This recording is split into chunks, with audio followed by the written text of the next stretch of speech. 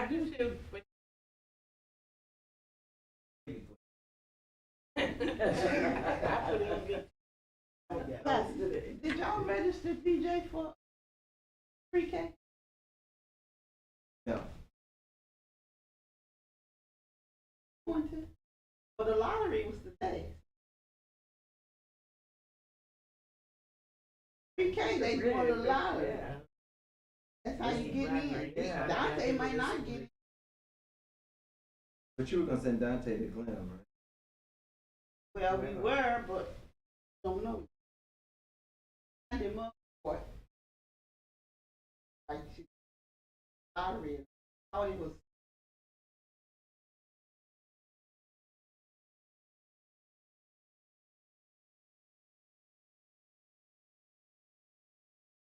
Let me see.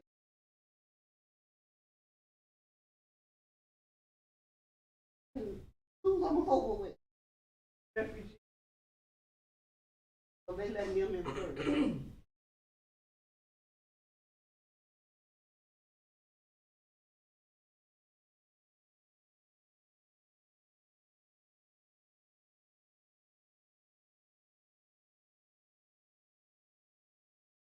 So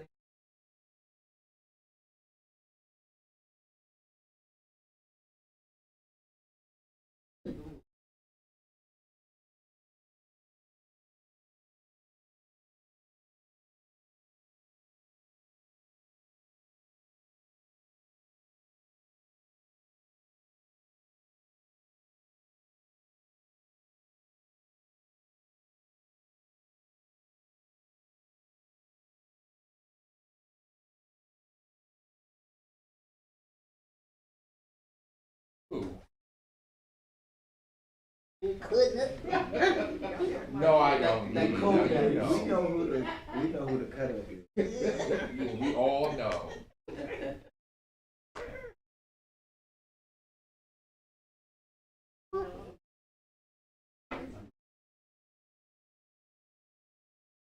Good evening, everyone.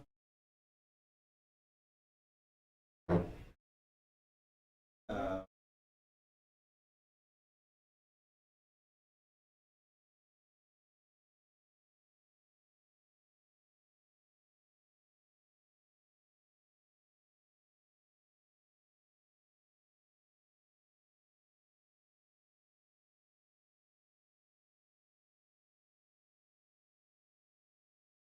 Brother Howard is in the hospital. Howard Goins is in the hospital. So we want to keep him up as an ambassador. We'll check him out.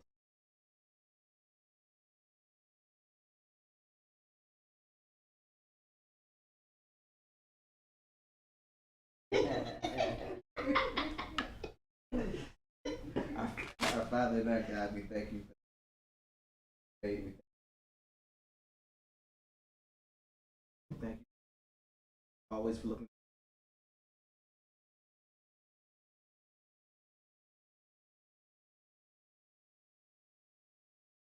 various things going in Edward, Andrew going, and you look arts that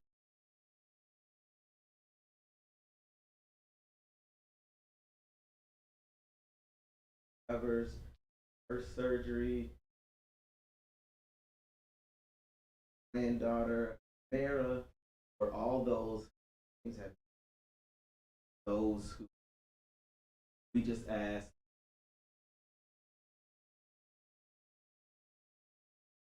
help us to trust you everything, every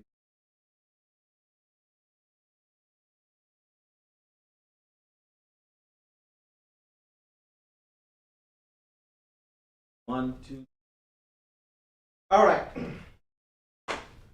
Lesson number 5, chapter 6, God's power over nature. In a few weeks,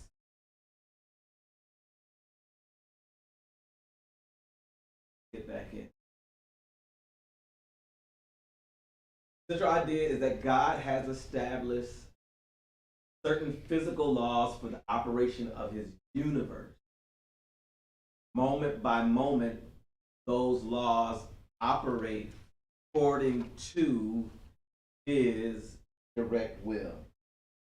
God has control over nature. God has not walked away from the day-to-day control of his creation.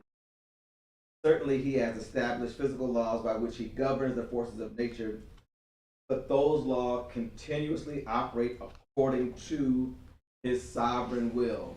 God has put all these things into place, but he has not put them into place and completely walked away from what's happening. Laws of nature act as the laws of nature, but they still operate according to his will. The Bible teaches that God controls all the forces of nature, both destructive and productive, on a continuous moment by moment basis. He often references the fact that insurance companies call these calamities that happen an act of God, are usually covered by acts of God. These things happen, and it's not just the good things, so to speak, but it's those that could be considered bad things as well. The problem is we tend to focus more on the bad when they happen, and we just take the good for granted. Nothing happens, just a normal everyday, a day like yesterday where it was, fairly nice. No, did it rain? Yeah. Okay, a day like Sunday, like, 70 degrees, sun is shining, just an average day. Oh, we ain't thanking God for this beautiful day. But a day like it's cold. Lord, why you got it cold here? Some of our friends in Milwaukee, they got snow over the weekend. They had 90-degree days last week, but over the weekend it snowed Milwaukee, Minneapolis, Chicago. Thank God we didn't get any of that. I was talking to one of them today, and she was asking, did we get snow? I said no. It's a little bit cool, but God, no snow. God is he's involved in it moment by moment. All expressions of nature, all occurrences of weather, whether it be a devastating tornado or a gentle rain on a spring day, are acts of God. Many sensitive Christians struggle over the multitude of large-scale natural disasters around the world. Earthquake. There was an earthquake in Albany yesterday. Earthquake in the Albany area, slight tremor there. He talks about this, one of the major earthquakes that happened in Mexico City. Some of his friends were there. We know California has earthquakes. There hasn't been a major one, but earthquake in one place, famine in another place, typhoons and floods somewhere else. Down in the Miami area, they're dealing with floods right now. Thousands of people are killed immediately. Others slowly starve to death. Question is, why does God allow all? And this is where a lot of people kind of become atheists in trying to wrestle with these kind of questions. Why did God allow, this earthquake, these hurricanes, that tsunami, that one that was in Thailand or wherever that was, that killed all those people. And then the one in Japan not too long ago that messed up the Fukushima nuclear plant. It is not wrong to wrestle with these issues as long as we do it in a reverent and submissive attitude toward God. God is big enough to handle your question and still be God. God is big enough to handle your doubts and your fears and still be God. Our position has to be that of reverence, that we still respect God, honor Him and all that, and submissive to His will and understanding that we don't know His whole plan and how this is going to work and how He brings good out of it. So indeed, to fail to wrestle with these issues of large-scale large-scale tragedy, they indicate a lack of compassion toward others on our part. However, we must be careful not to, in our minds, take God off the throne of absolute sovereignty, say that this is beyond God's control, or to put Him on the docket and bring Him to the bar of our judgment, to say that God is not good because of it. We cannot say that God is not in control. That's taking Him off the throne. We cannot call God evil because of it. But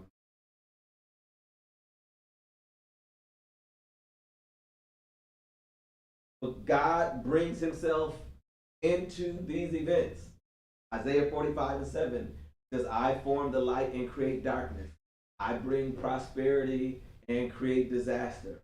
I, the Lord, do all these things. God accepts the responsibility, so to speak, for disasters. He does more than accept responsibility. He actually claims it. He says, I and I alone have the power and the authority to bring about both prosperity and disaster, both the weal and the woe, both the good and the bad. God has the power to allow it, to stop it, to bring it.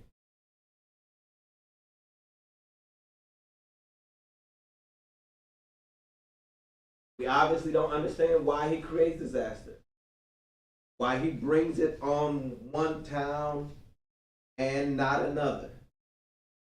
But sometimes people are so quick to try to assign reasons to why God is doing things. You know, when Hurricane Katrina hit, there were people talking about, it's because New Orleans is so evil. It's because New Orleans is because of all the wickedness. That's His judgment. But they don't say the same thing when it happens in Florida. They don't say the same thing when it happens somewhere else. When Texas got the cold snap last year, and the power lines were out and all that, they weren't calling that the judgment of God. We cannot understand why He creates disaster. And the reality is that what He says, next sentence, we recognize too that just as God sends His Son to reign on both the righteous and the unrighteous, so He also sends the tornado and the hurricane and the earthquake on both. So we've had, there were plenty of, I know pastors who lost their churches in Katrina. I know Christians, I don't know any Christians who died in Katrina, not personally, but I of course some Christians died. Of course some good people and bad people got hurt in this and that. We know Elder Meade and Pastor Meade, they lost their church in Mamaroneck.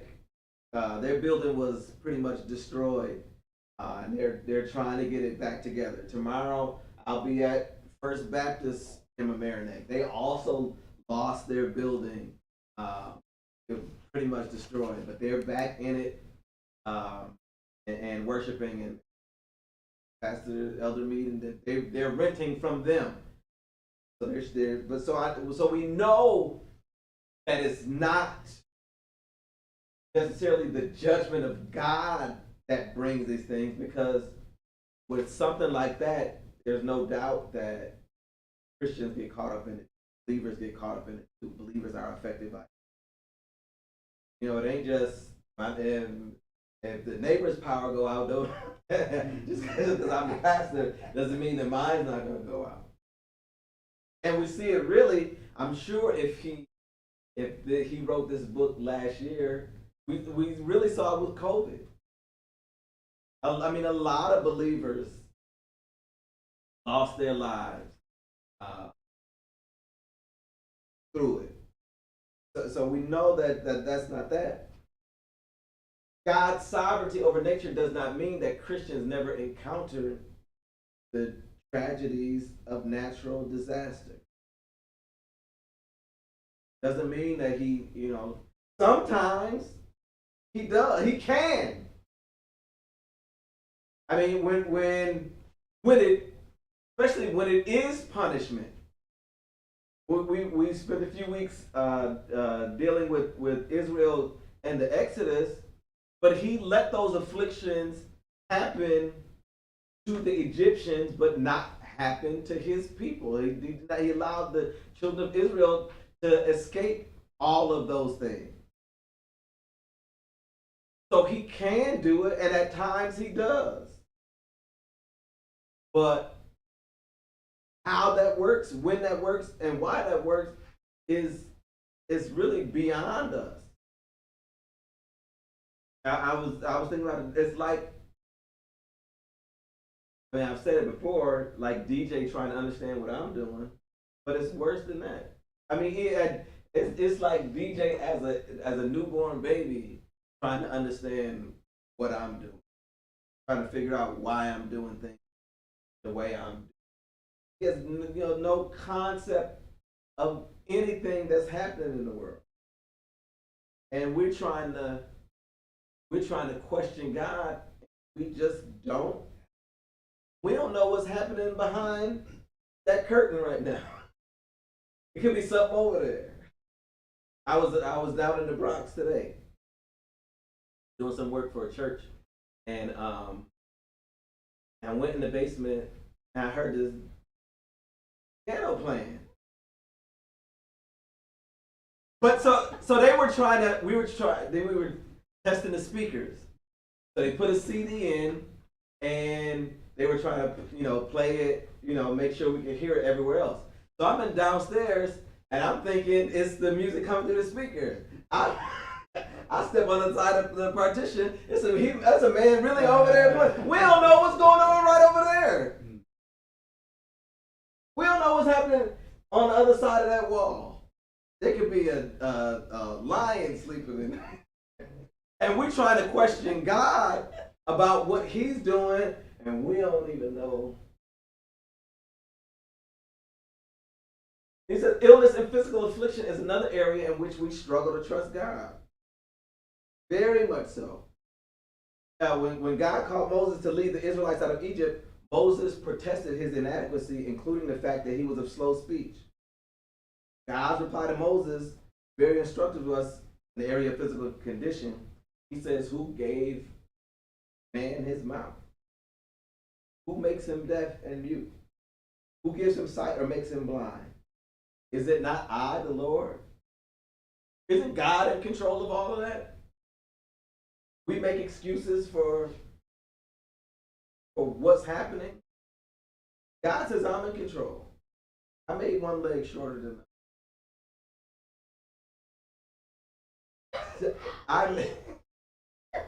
he says, I do all these things.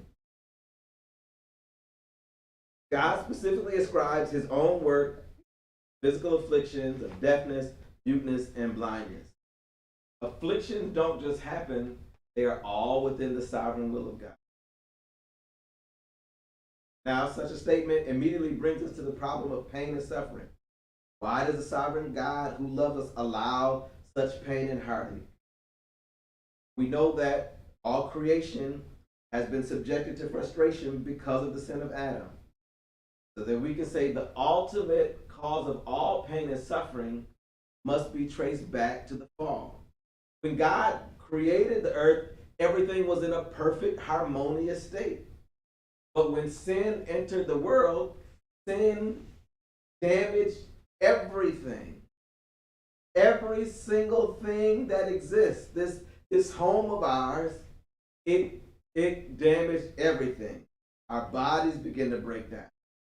Animals were no longer at peace with each other. It didn't even rain. God would send up he had his own little sprinkler system that would just come up and water the ground. Everything was perfect. But sin damaged everything. God's will and woe are not arbitrary or capricious. That word just means erratic or haphazard. But it is his determined response to man's sin. Sovereign God who subjected creation to frustration still rules over it, pain and all. God never wastes the pain. Always uses it to accomplish his purpose. And his purpose is for his glory and our good. Not one or the other, both. It is his glory and our good. Not just his glory, not just our good, both of them together. So whenever we're going through something, it's for his glory and our good. We don't always know it. We don't always like it. Like DJ not wanting to go to the doctor. We drive down Hat Rock Road. DJ start winding up. No. We're not even going there. But those shots that we took him to get for his good. He doesn't get it. He doesn't understand it. Why you gotta stick this in me? I still don't understand. Why aren't y'all coming up with something I can swallow? Give me something I can swallow. I take whatever. Well, we take what they say and pray about it and work it out.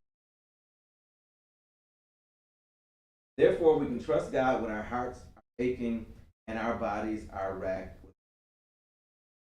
So, in our own words, what do these verses say about God's role?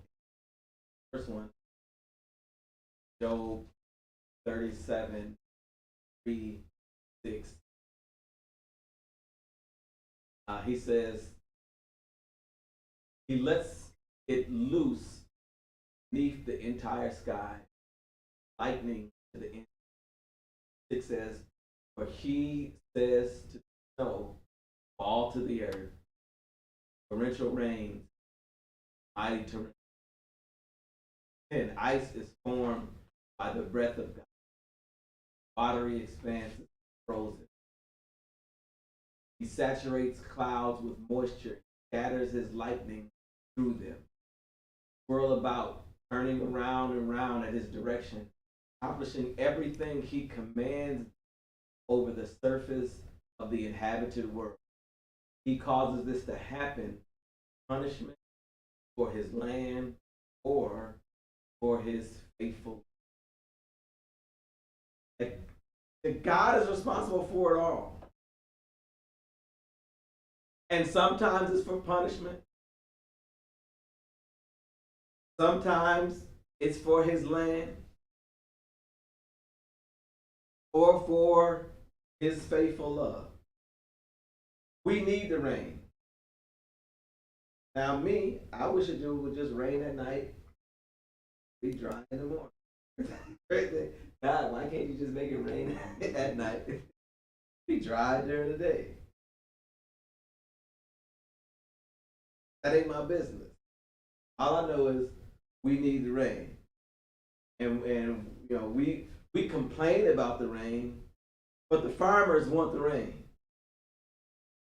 Out in California and Arizona, they need the rain. I mean, it got so bad last year that Hoover Dam almost, Lake Mead, which is created by Hoover Dam, almost dried up.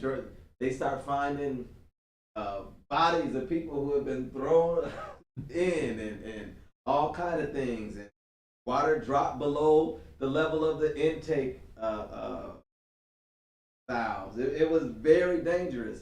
And then that was last year. Now this year is like every week they get there's a I don't know what was it called, an atmospheric river just dumping and dumping and dumping. They getting snow in Southern California and 10 feet of snow, 20 feet, like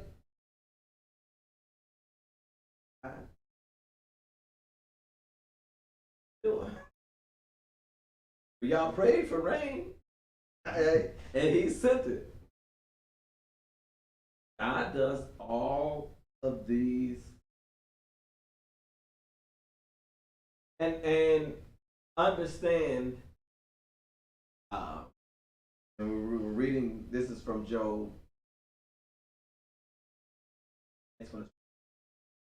But these are considered poetic books, so it's not literally God's, ice forms by the breath of God. Is not like, and ice is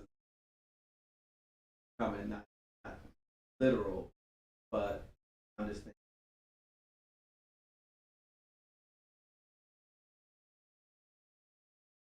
Psalm 147, 8 and 18. Who covers the sky with clouds, prepares the rain for the earth, causes grass to grow on the hills. I was looking at grass in the yard, dark green, still bright green grass in the middle. What else?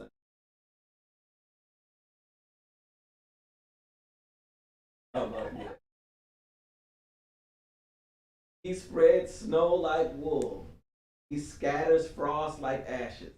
He throws his hailstone like crumbs. Who can withstand his cold? He sends his word and melts them. He unleashes his winds, the waters flow. God is behind. Jeremiah 10:13. When he thunders, the waters in the heavens are in turmoil. He causes the clouds to rise from the ends of the earth. He makes lightning for the rain and brings the wind from his storehouse. Can any of the worthless idols nations bring rain? Can the skies alone give showers? Are you not the Lord God? We therefore put our hope in you. You have done all these things. The idols can't bring rain. They can't do anything. We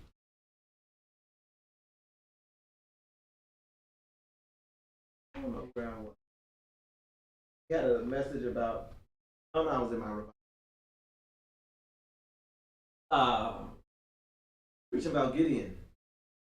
And Gideon, after God calls him, the first thing God tells him to do is to go to the top of the hill and cut down his father's idols, his father's altar to Baal, and groves, the Asherah pole.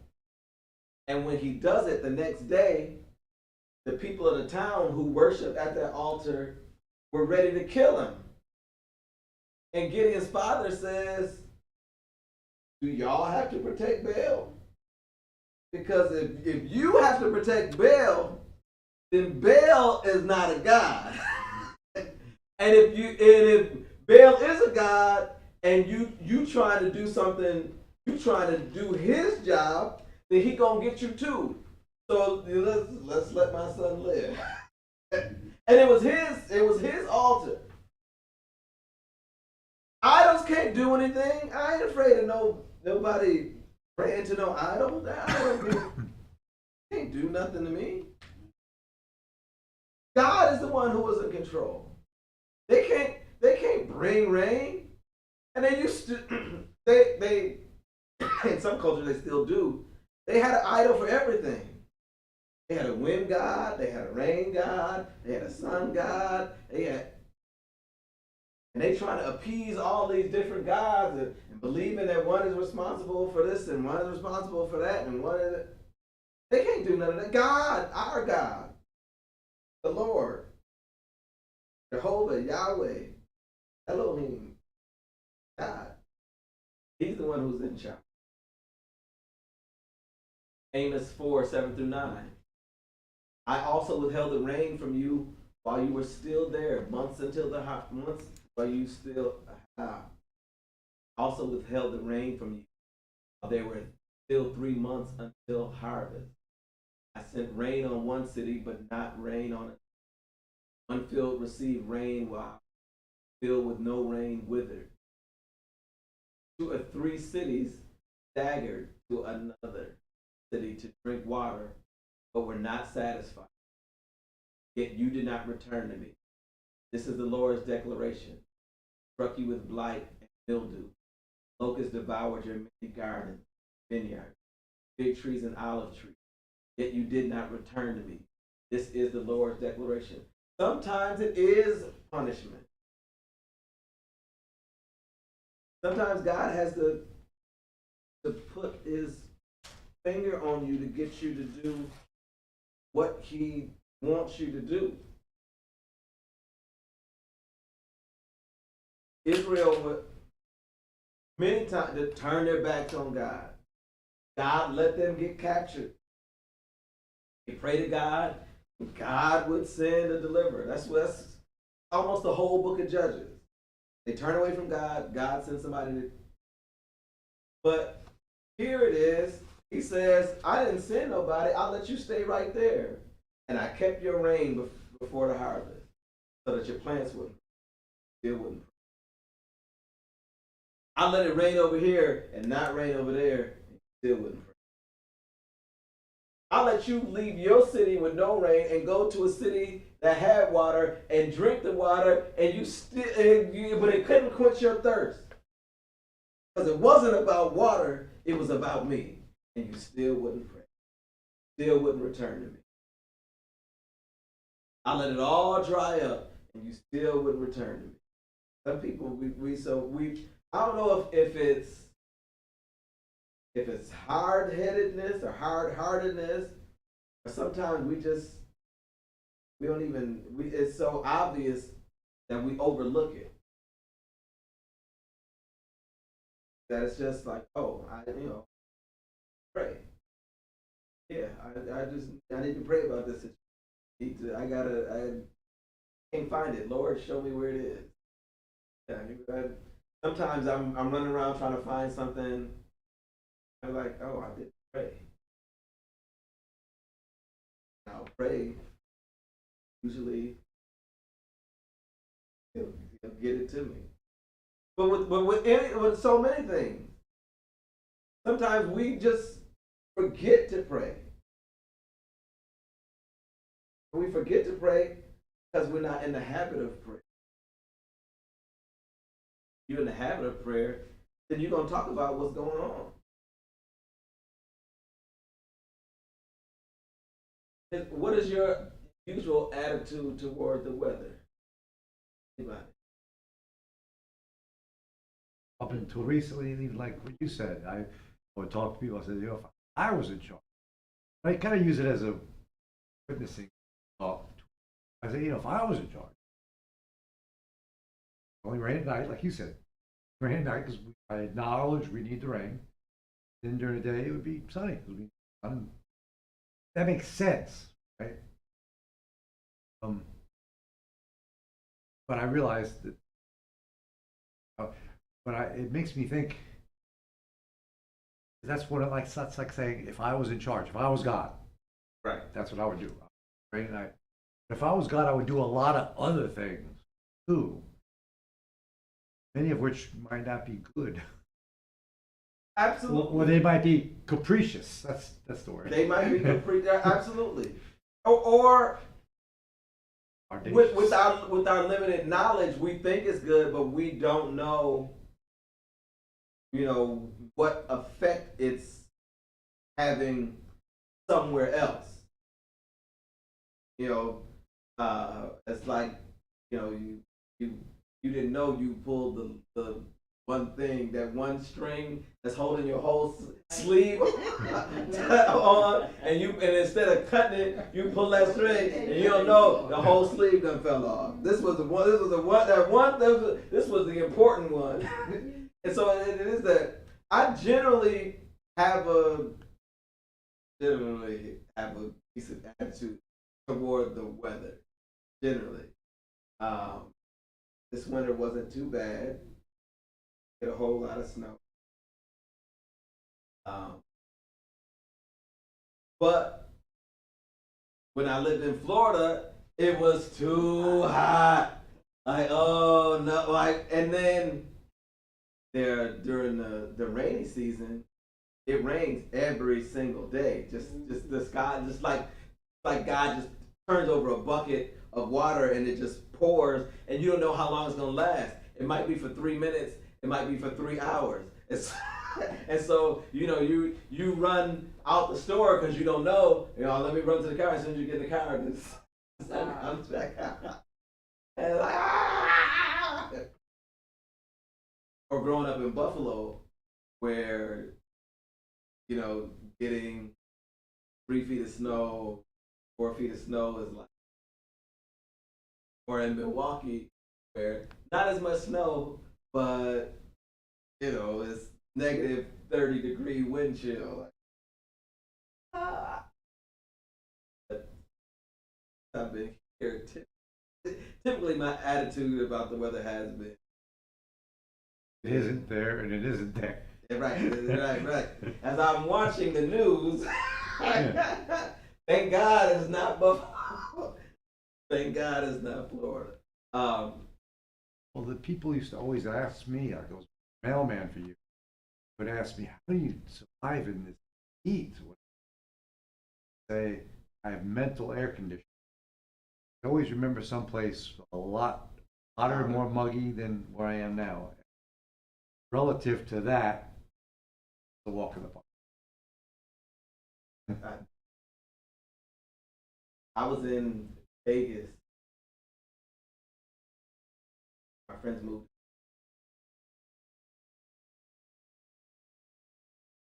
$113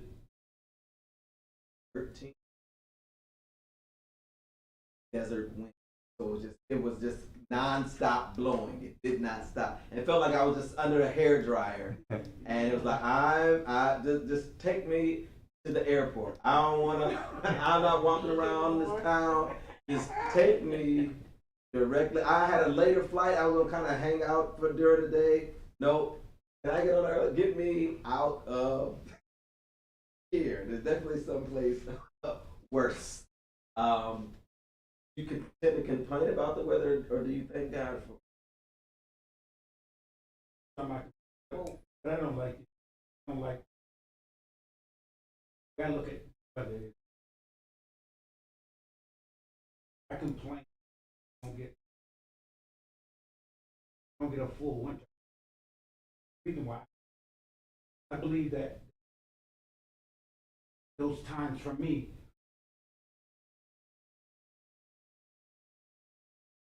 that in know the changes. What you do, It's going to change because I'm going to go on the run. Take advantage of. You can keep that winter. You can keep that fall. One I thing I hate don't breaking like. leaves. One thing I don't like is don't like the.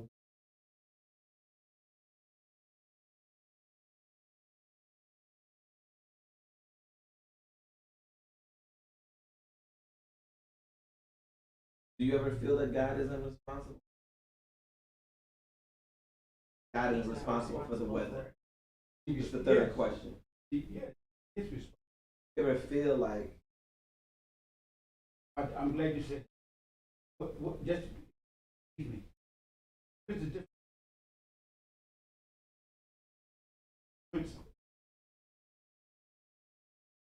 That, no? what does that mean? I believe it's, It is talking about. that means, everything you're talking about, So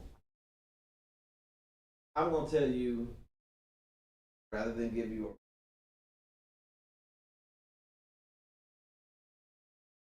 because I actually, so that's the King James version says the Prince of the. I have not really studied that passage to look at what those Greek words are to get a better understanding.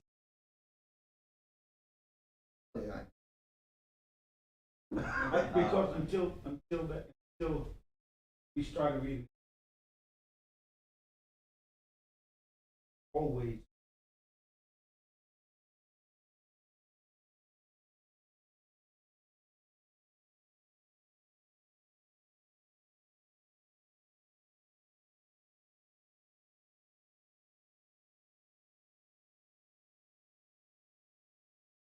Started thinking that he's on why he does what he.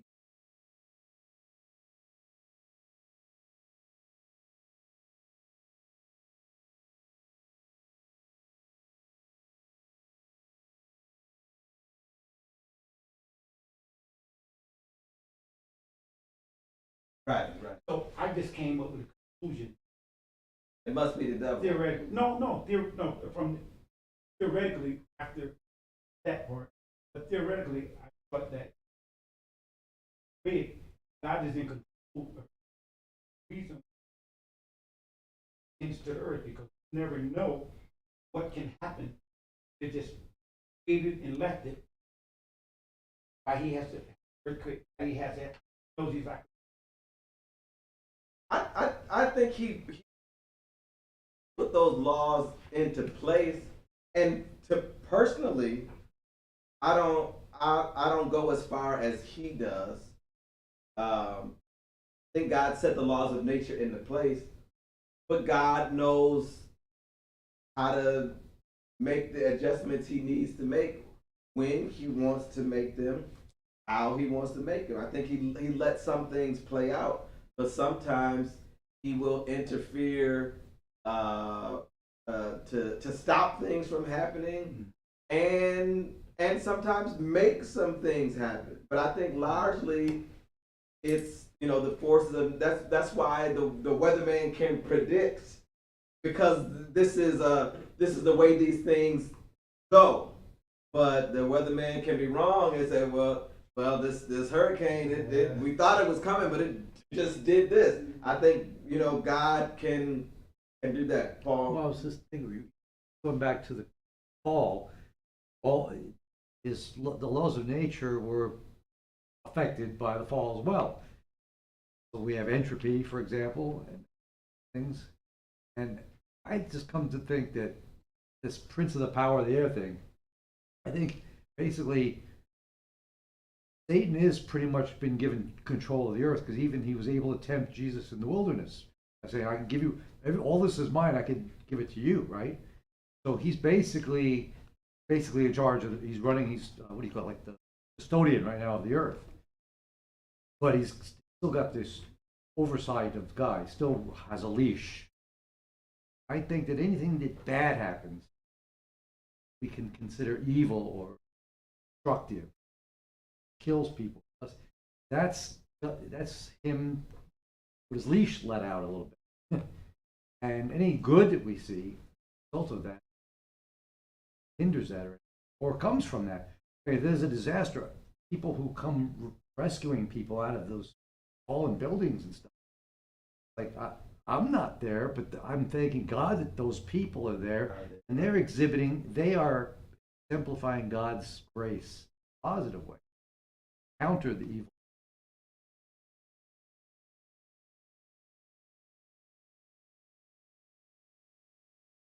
Satan has reign, and sometimes Like in Job, he only can go he so can far. only go so far as God allows him. And so, for you, these things happen. It's Satan operating within his ability to of how he's going as far as he can go. And okay, all right, I'm with you. With this thing, God, as far as he went. Thank God that's as far as he went. That he didn't go, and he couldn't go any further. What is God taking responsibility for in Exodus 4:11? And Exodus 4:11, Yahweh said to him, and let me just say, Yahweh is the same word as Jehovah,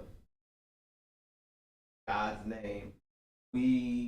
For years, decades, we said Jehovah, Jehovah, Jehovah. Yahweh is actually probably the more accurate word, because they did not have the J. They didn't have.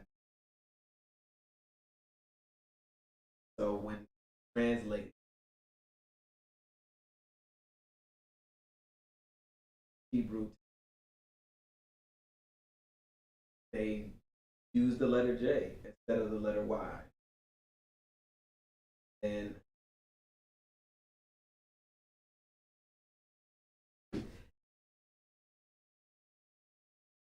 they didn't know how to pronounce God's name because they would not pronounce it completely off. They didn't want to take the Lord's name in vain, as the commandment said. So they would not say it at all. If they wrote his name, they would get a whole new ink pen to write his name. So for not being able to pronounce his name is all consonants. So to give us something that we could pronounce, they added the A and E, and Yahweh or Jehovah, they added the A substitute from the word Adonai, which so Yahweh, the Lord, King James Version will translate it the Lord, capital L, capital O, capital R, capital. Lord said to him, who made the human mouth? Who makes him mute or deaf, seeing or blind? Is it not I, Yahweh? Is it not I, the Lord? So God takes responsibility for our birth defect.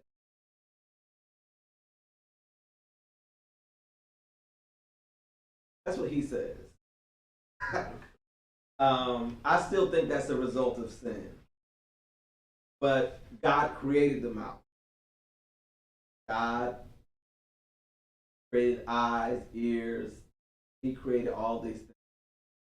So he can make them work, or he can allow them to not work based on Satan's reign or range. It's like Satan, it's like what Joseph said. You meant for evil, God meant for good. Well, what's that? Who was that blind fellow that Jesus healed? We're going to get to him. Oh. We're going to get to him. Okay. Absolutely. We are going to get. What are some possible responses to this? When we look at these verses, and I said earlier, sometimes these are the verses that make people doubt God's goodness, doubt God's existence. That why would God do this? Why would God allow this to happen? Why would God create darkness? Why would he make success and create disaster? Why would he do these things? If there's a God who's supposed to be good, why does he do this? But our response should be to trust him and understand that we don't know everything.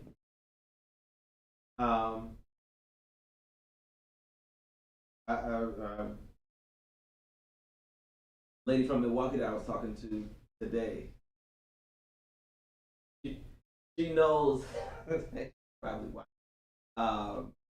But she'll say when she's feeling better, sometimes she tends to do things that she shouldn't do. Sometimes the only reason that you did it wasn't because you were good, it was because you couldn't. You didn't have enough money to, you were tired, you had energy, you didn't feel good. Oh, it was so many different things that just kind of stopped you that wasn't your goodness. So we have to trust God. God's working in all of that. We were gonna go somewhere Saturday, Friday, Thursday, one of those days. Ryan wanted to go get something to eat, and none of us got off the couch. Nobody moved. We sat for a while, and it just kind of got too late. But we looked on Facebook. There was an accident on 9D where there was a couple cars right before you get to the bridge. Cars ran off the road. They drove through, one of those fences over there, and it could have been, that could have been, he just let me be tired and say, I ain't moving if you ain't moving. I'll move if you move, but if you don't move, hungry and all, just kind of sat there. John 9:1-3, and explain in your own words why Jesus gives blindness. This is talking about. Yeah. It says, as he was passing by, he saw a man blind from birth. His disciples questioned him, Rabbi, who sinned, this man or his parents, that he was born blind? Neither this man nor his parents sinned, Jesus answered. This came about so that God's work might be displayed. I preached this, I think, my second Sunday here. Second Sunday at Starbucks. If y'all will hear it. But this man is born blind. And this is not 2023 blind where you can get a check. 2023 blind where you can get a CNI dog. 2023 blind where they got, everything you need and you don't have to worry about taking care of yourself. This man was born blind in 23 AD. Where there are no CNI dogs, where there's no social safety net that takes care of people with disabilities. He is basically, once his parents can no longer take care of him, once they're dead, he's just at the mercy of whoever. Maybe he's got a brother or a sister or somebody, but somebody's got to look out for him. And the disciples see him and they know him. Otherwise, they wouldn't know that he's been born blind from his mother's womb.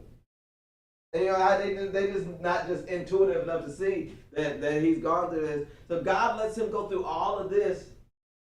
Jesus says it's not because he had done anything wrong.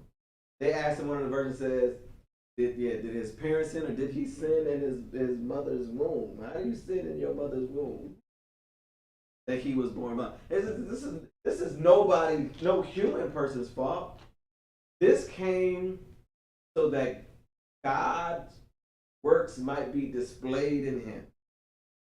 And God allows him to born blind, be a blind baby, be a blind kid, be a blind teenager, be a blind young adult. All really for this very moment. So that Jesus could show them that he had the power to do it. That was the whole thing. And now, this man's suffering is an encouragement to us 2,000 years later. See, we're often we're short-sighted that we think, his 20, 30, 40 years of blindness, oh, it's just so terrible. But he worked it out for our good. Our good. God good. He ain't never said, he don't know nothing about me. That sometimes what we're going through, God is using it for the good of somebody you won't ever meet. You won't ever come in contact. You won't ever see, ever deal with. He did it so God's work might be displayed in him. I preach, I say he just did it so God could show off. Look what I can do. That's it. Yes, sir. They-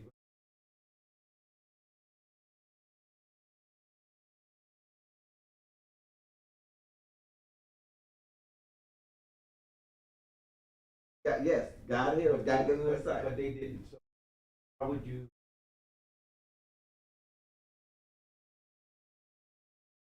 But that's not it. That's not the goal. We don't always know how God gets the glory.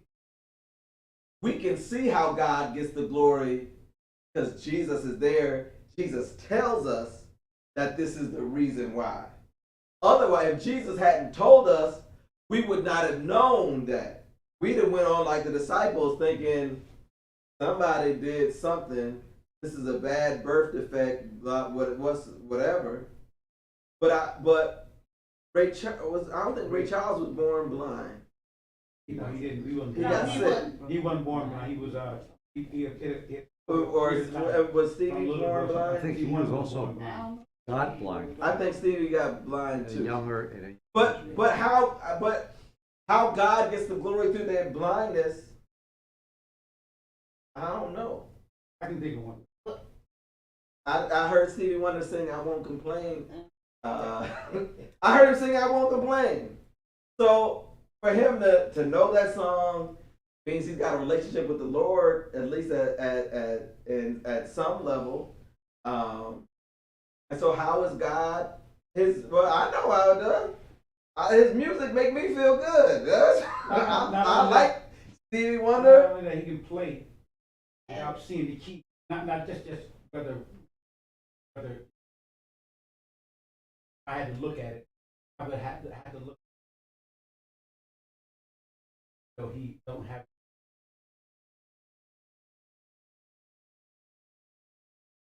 Getting the glory. That's one way I would. Right, absolutely. It's an inspiration to others that blindness is not it doesn't keep me from living my dream or being, all that. However God doing it, all the stuff that He's doing through it is not always visible, ready for us to see, go through the experience. I have a friend. He's got brachial plexus called herbs, where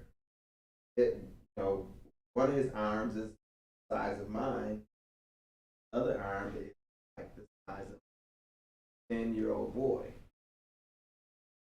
and he doesn't have full dexterity of his hand.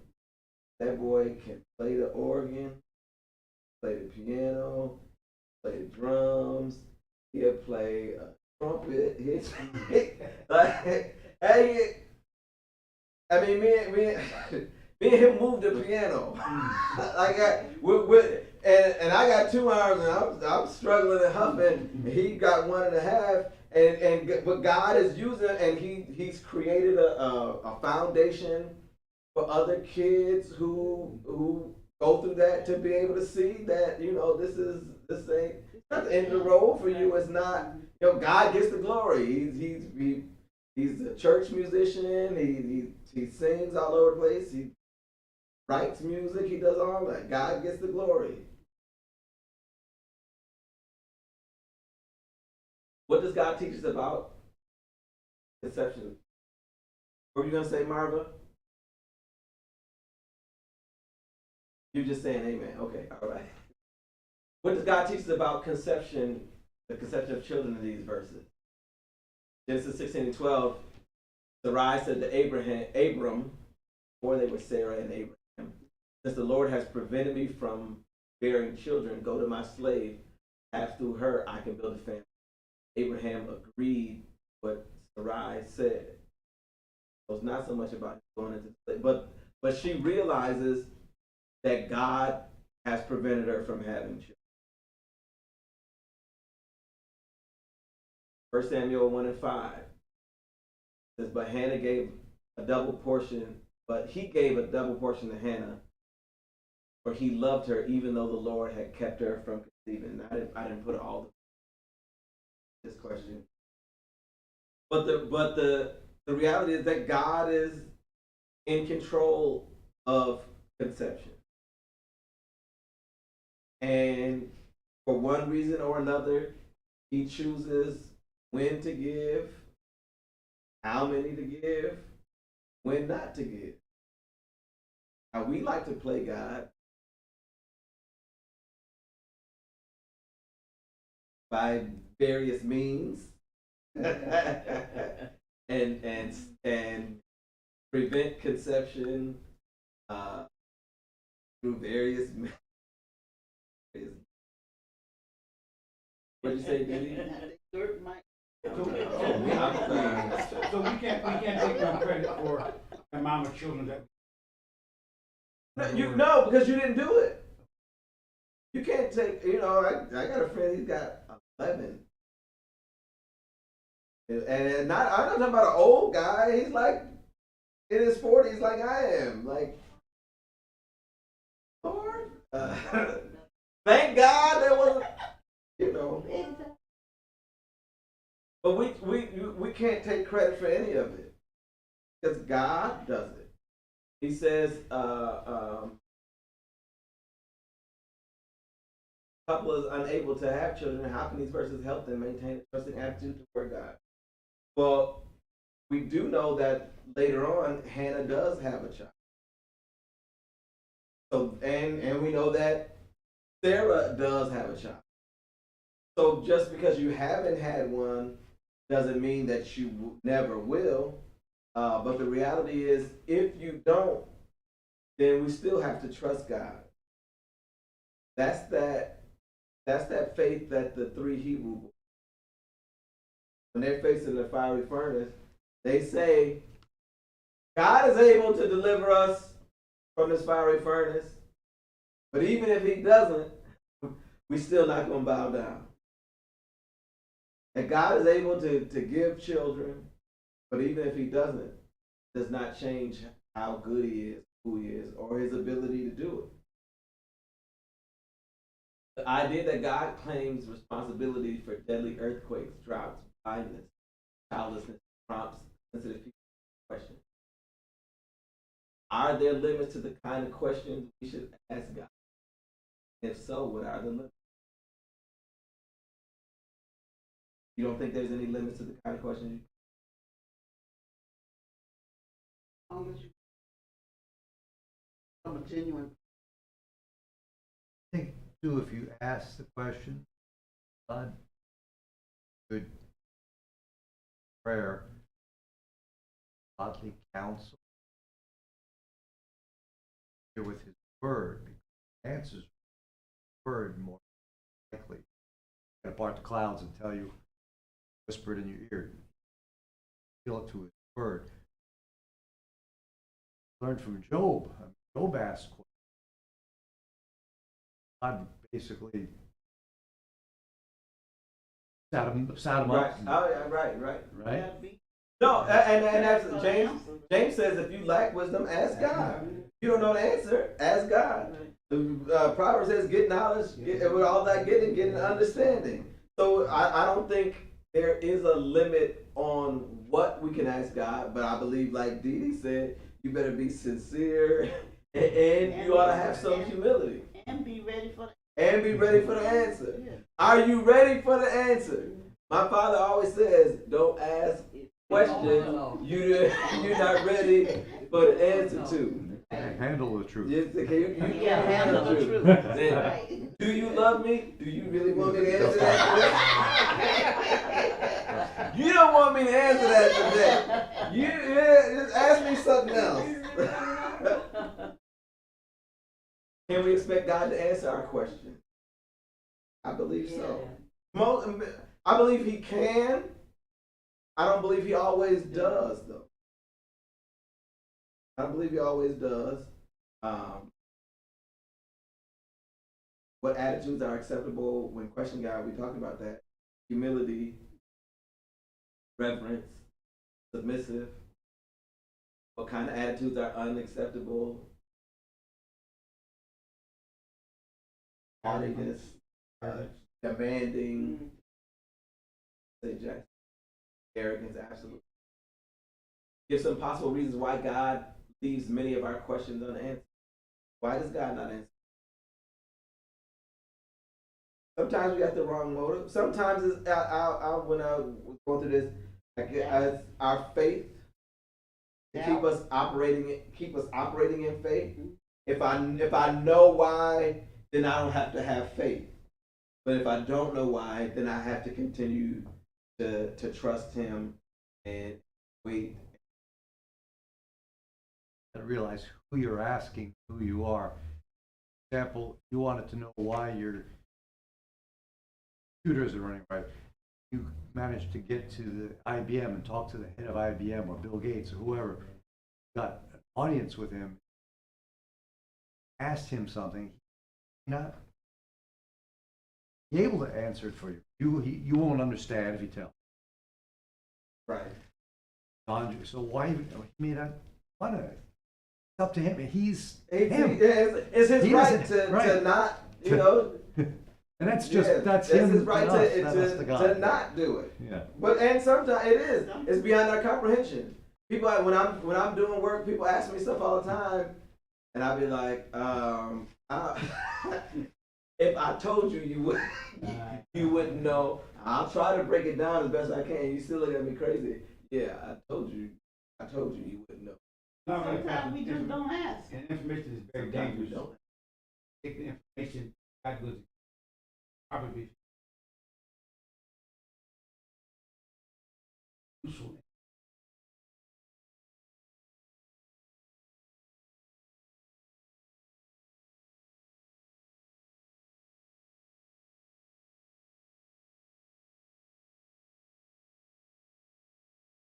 Maybe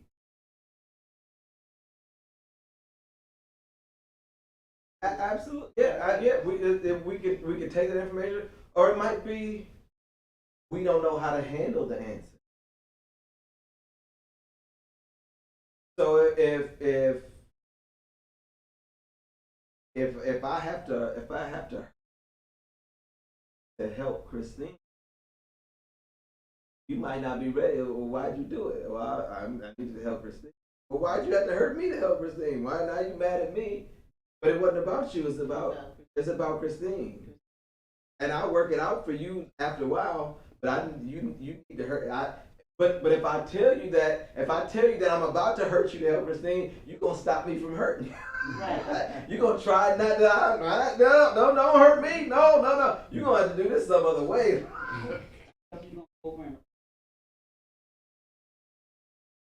Describe an experience in your life that caused you to doubt God's control. And can anybody think of a time where you doubted God's control of that? That you want to share? we were just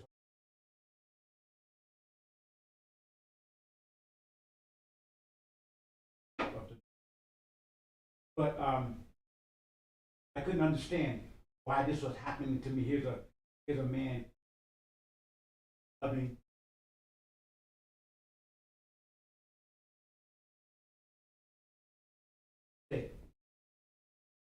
Especially with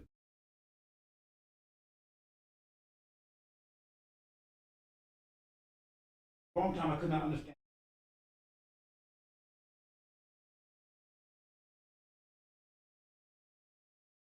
But as time went on, I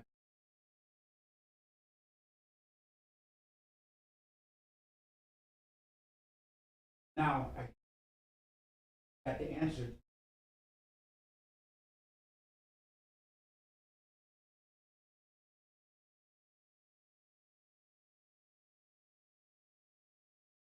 I had a purpose. Truly, so I didn't like him. Better.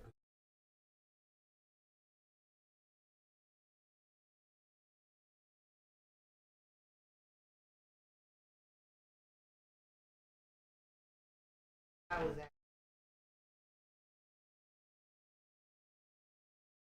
Till I got to that good, I had to for myself.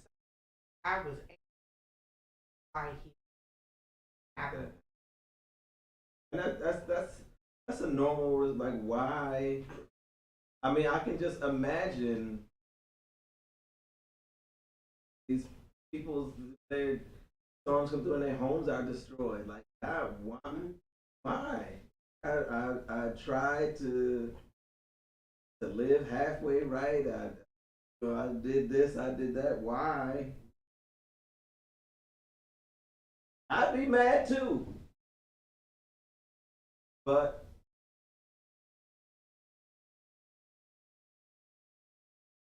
absolutely, yes.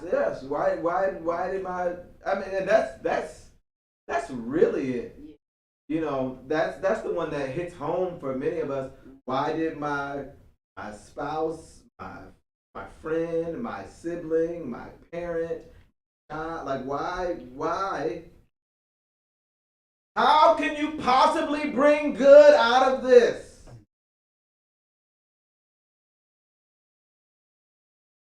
That's it. And But they really should. everybody's Yeah, going to die, but I but question, like when my husband earlier died, I than question expected. why. Because he's got brothers, alcoholics, and they out there doing this and that. and they were still alive. So they They should still go walk first. around here. Absolutely, yes. You know, That's our I'm asking rationale. why. This person is worse than me, and I'm asking why. why Why you take mine instead of these rascals over Right? here?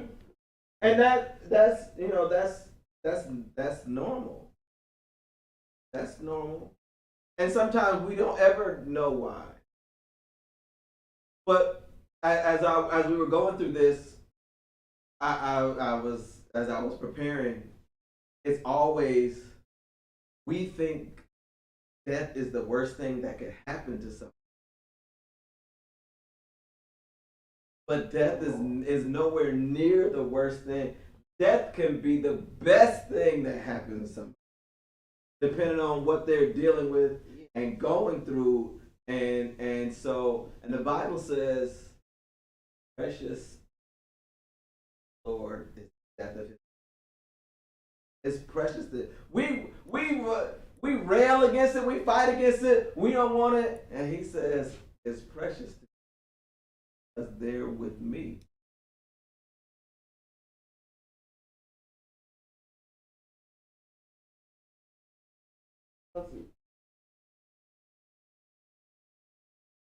Right, absolutely. Part of why you here, Right. Yes. part of what got you. Made me stronger. He used everything. My husband died. I didn't even know. Go on, show.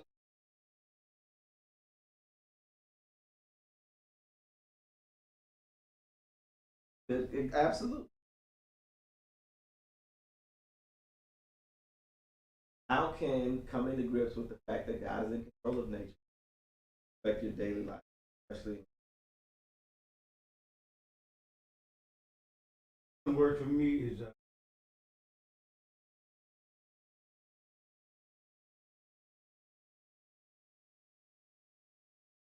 going to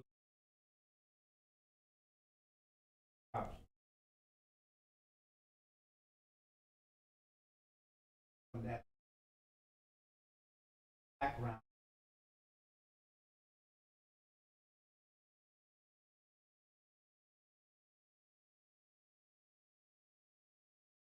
As time goes on,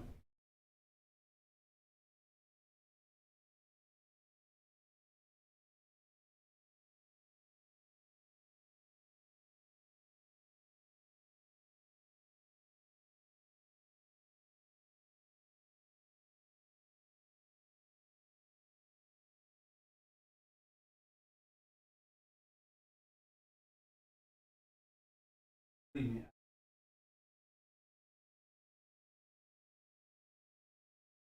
I don't know. But I got a job for you. Yeah, But- I used to worry about a lot. of stuff. Now, you know, I used to get up and worry about.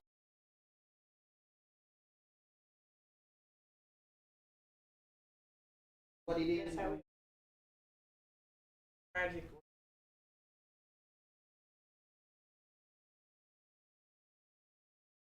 But it,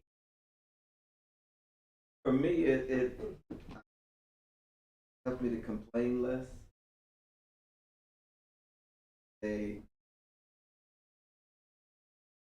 God's got it. You know, he see how he's gonna do something with it. You know, and look, Lord help me see the good that come out of it sometimes, so that I'm not worried or anxious.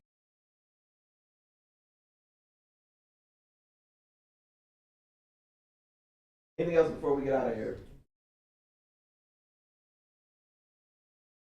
Only one that was a question about the glory. Now, hard to express.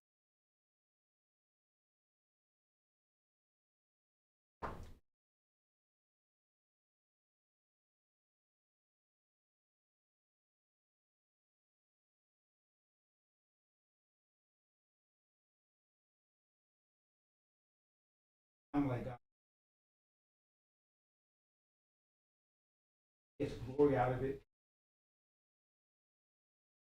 When you say he gets glory, He gets his so everything happens. Either he works it out for his glory and our good.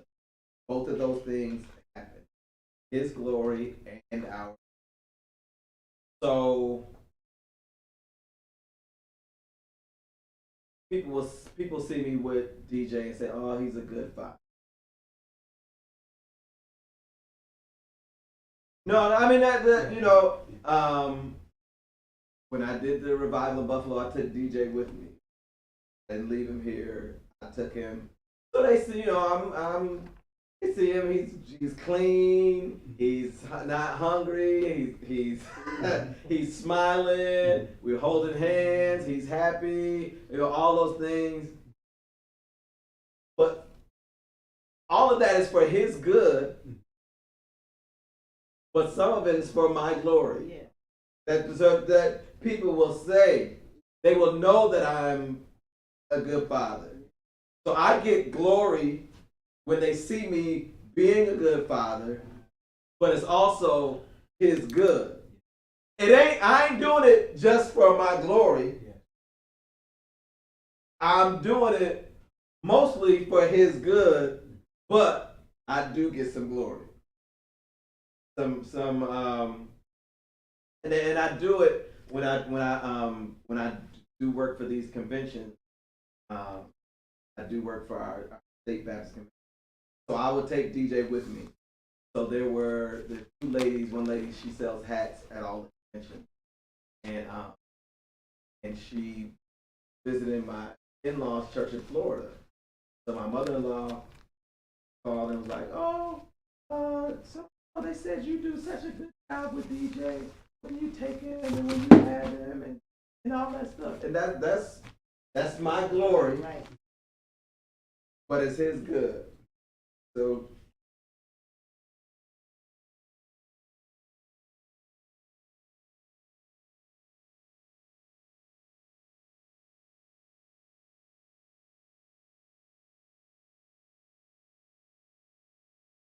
we don't always see it.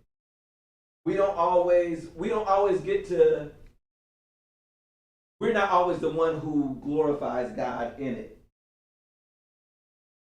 So this man who was born blind in John chapter 9, God is glorified, he's healed. We know that it was for his glory because we're reading what the disciples wrote.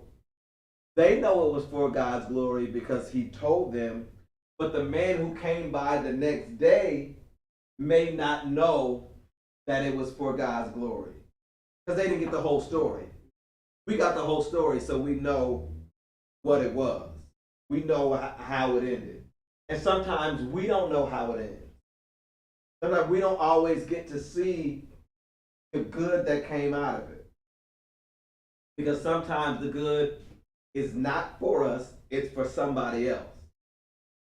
Sometimes people are watching you and you don't even know the inspiration that you are to them because they never gonna tell you.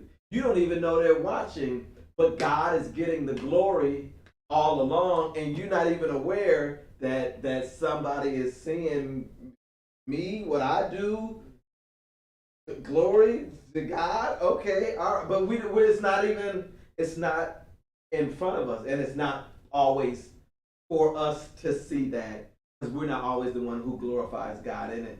Somebody else is glorifying God. God is getting it. When God, when he's getting the glory, he's still benefiting everybody else. It's still for your good Yeah. and for his glory. Yeah. A lot of people think, my experience, not that I'm taking the word glory good way. Glory helps me, my good. Looking at It's not always help somebody else and help somebody else sometimes. Sometimes it is just to help you. To make you see something differently. And he gets the glory. Sometimes for somebody else to see something differently and he gets the glory. And you don't even know what's happening, what's going on. You're just doing what you're doing. You saw the man on the side of the road and you helped him because you helped him. You don't know who saw you. You don't know who cares, but somebody else, and God gets the glory. We always think of God, of glory as a positive feeling or a positive thing. Like it's only if glory is good. I think we associate it with good. But isn't glory basically the weightiness of God? Isn't the word for glory the weightiness of God, the awesomeness? So if you see a natural disaster, they call it an act of God. It's a terrible thing, but they somehow still say they think of God when that happens. It's a bad thing. But So does God get the glory that way? You know what I'm saying? Because they're recognizing it as an act of God, right? His glory, I think, just in the acknowledgement. that it is God. Right. Yeah. That big of a thing, that big of a disaster, it's attributed to God because it's of its weightiness and bigness. But Even in this chapter, that's not a good analogy. an act of God, because we usually attribute act of God to the bad, Yeah. and not to all the. He says the gentle rain is an act of Yeah, God right. just as much as the tornado is. Right. So But in either way, he gets the glory. the King James version uses the word terrible as a positive adjective for God.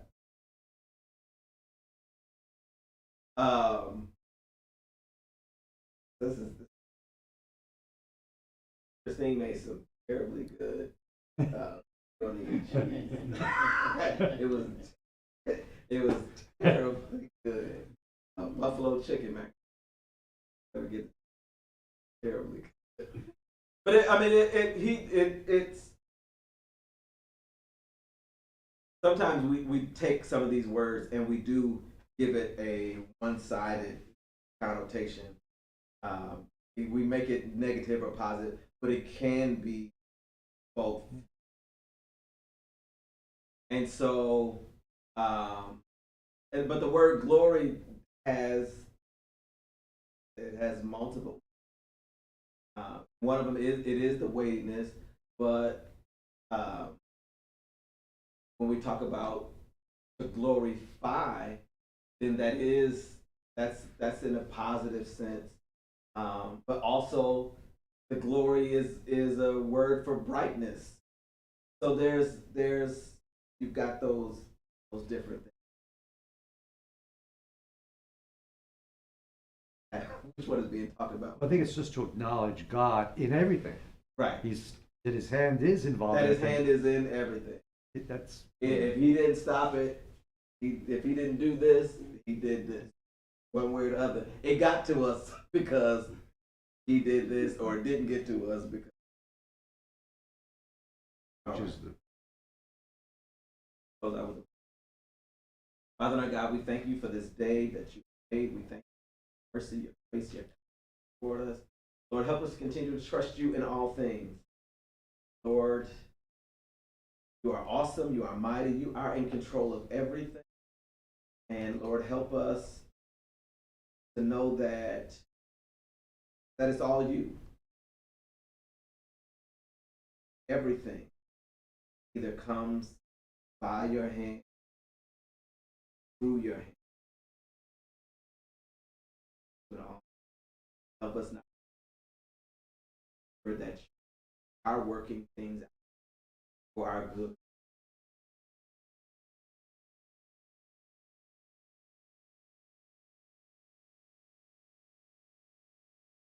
Help us to seek you, find you. Now, Lord, as we get ready to go from here, Lord, we pray that as we lay down to all our worries, all our cares, all our concerns, place them in. Trust you, sleep tonight. We're able to rest, knowing that everything is in control, every question, decision that has a new piece of information.